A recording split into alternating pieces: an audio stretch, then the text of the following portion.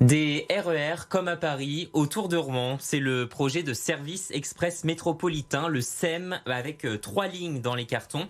Il est notamment porté par l'association SOS Gare. Son président Jean-Louis Dalibert est notre invité pour en parler. Bonjour. Bonjour. Et merci d'avoir accepté notre invitation. D'abord, ce projet de service express métropolitain dans Rouen et ses alentours, d'où il vient et en quoi consiste-t-il ? D'où il vient, c'était déjà des propositions qui ont été faites dans les années 80 par le syndicat CGT des cheminots sur Rouen à l'époque. L'idée, c'est de partir du réseau existant. Il y a une étoile ferroviaire à Rouen qui irrigue toute l'agglomération pour remettre des trains sur ces rails et pour proposer un service rapide. En 15 minutes, vous pouvez être de 20 km de Rouen au centre de Rouen. Et un train régulier, toutes les demi-heures, de bonne heure le matin, tard le soir. Une façon d'aller à Rouen plus rapidement. C'est d'ailleurs préconisé par l'Europe. Par l'État français avec la loi L'Homme. Le but, c'est de diminuer de 50% les gaz à effet de serre dans les agglomérations urbaines en développant le train qui est sous-utilisé pour le moment. Un projet dans les cartons donc depuis longtemps. Pourquoi il revient maintenant sur la table ? Il revient maintenant, je vous l'ai dit, il y a l'urgence climatique.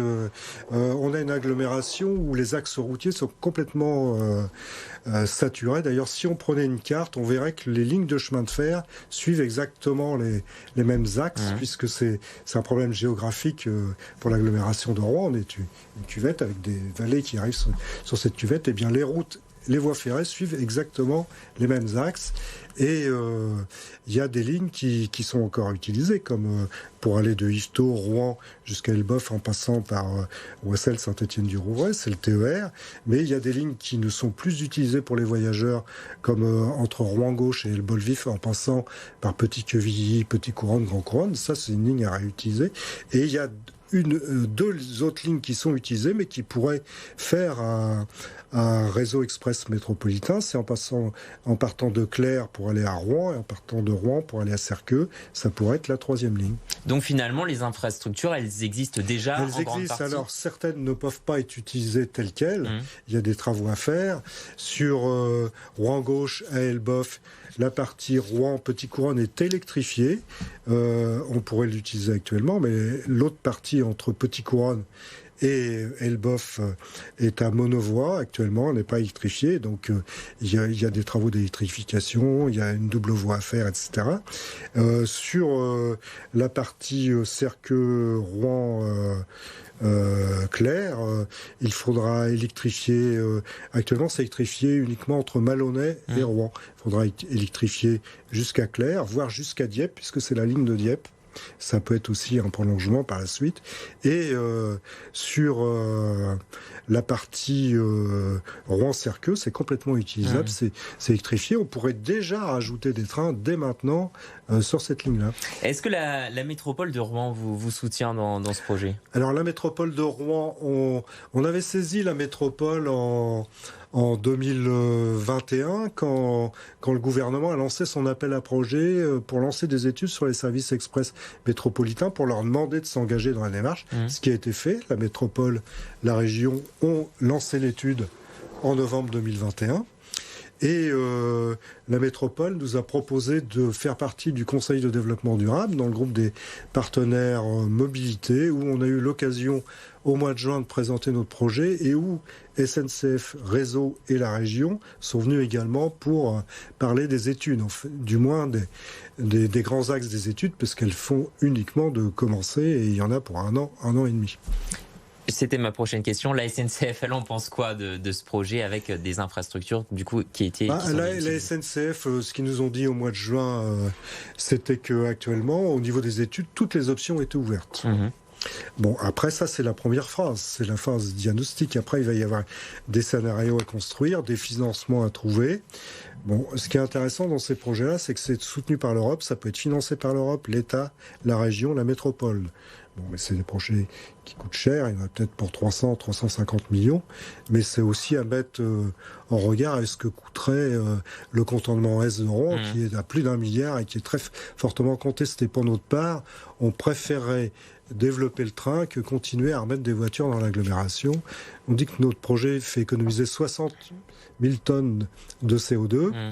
Le contournement Est, il en rajouterait 50 000 tonnes dans l'agglomération de Rouen. Donc c'est un projet qui, pour vous, devrait remplacer le contournement Est ? Oui, comme l'argent public est, paraît-il, rare, mais il y a peut-être des moyens d'en trouver. S'il y a des priorités, nous, on pense que les financements devraient plutôt aller à un projet comme celui-là qu'à un projet routier.